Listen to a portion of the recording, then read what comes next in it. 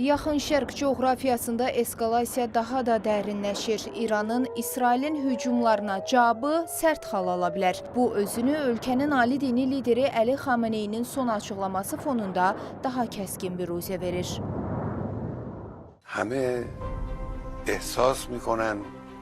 Hər kəs hiss edir ki, bu rejimin törətdikləri qarşısında qətiyyətli şəkildə hərəkət etmək lazımdır. İslam Respublikası Allahın izni ilə Siyonist rejimə qalib gələcək. Əziz xalqımız bilməlidir və əmin olmalıdır ki, bu məsələdə heç bir laqeydlik göstərilməyəcək. Ölkənin siyasi rəhbərliyi və müxtəlif ictimai təbəqələr eyni mövqe sərgiləyəcək. Biz onlara güzəştə getməyəcəyik. Onlar düşünməsinlər ki, hücum edib işlərini bitirdilər.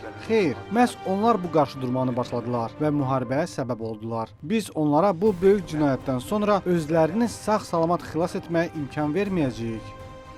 Qərb nəşrləri İran rəsmilərinə istinadən yazır ki, rəsmi Tehran Təl-Əviv rejimini müdafiə etmək niyyətində olan ölkələrə qarşı səssiz qalmayacaq. Bu məqsədlə İran həmin ölkələrin yaxın şərqdəki bazalarına zərbələr endirməyə hazırdır. Məlumata görə İsraili İranın edəcəklərindən qorumağa çalışan istənilən ölkə onun regional bazalarının və mövqelərinin yeni hədəflərə çevrildiyini görəcək. Bu mənada Tehranın qəti şəkildə cavab vermək hüququnu özündə saxladığı və İsrailə qarşı hücumları gücləndirmək niyyətində olduğu vurğulanıb. Bu açıqlamalar fonunda İsrailin mövqeyi də diqqət çəkməkdədir. Tonight I wish to speak to you. Bu gecə İranın fəxri xalqına müraciət etmək istəyirəm. Sizin üzərinizdə 50 ilə yaxın müddətdə təzyiq və işgəncə verən İslam rejimi mənim ölkəm olan İsraili məhv etmək təhlükəsi yaradır. İsrailin hərbi əməliyyatının məqsədi bu təhlükəni aradan qaldırmaqdır. Həm nüvə təhdidini, həm də İsraili hədəf alan ballistik raket təhdidini və biz məqsədlərimizə çatdıqca eyni zamanda sizin azadlıq məqsədinizə çatmağınız üçün yolu da açırıq. Biz ən yüksək səviyyəli hərbi komandirləri, aparıcı nüvə alimlərini, İslam rejiminin ən əhəmiyyətli zənginləşdirmə obyektini və ballistik raket arsenalının böyük bir hissəsini məhv etdik.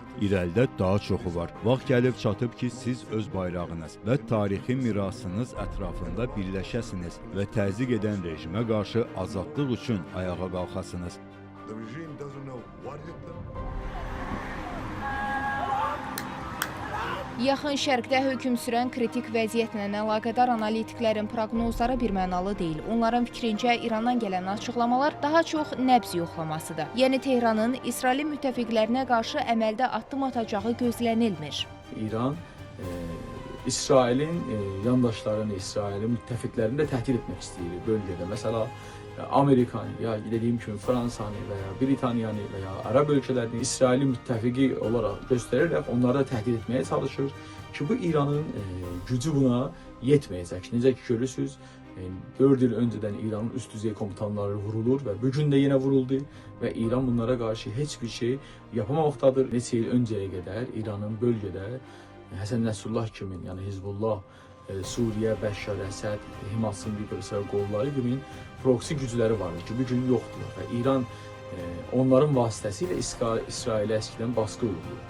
Bugün İran İsrailə cavab vermək istəsə, birbaşa özü meydana gəlməlidir və bu birbaşa meydana gəlməyin böyük bir bədəlləri olacaqdır. Odur ki, İranın davranış və ritorikasının daha çox İsrailə qarşı durmanı sonlandırmağa təhrik etməsi kimi izah olunur. İran, Amerika Birləşmiş Ştatları kimi ciddi bir müttəfiqə sahib olan İsraillə cəbhədə uzun müddətli eskalasiyaya getməyəcək. Zeynəb Mirzəyeva, Real.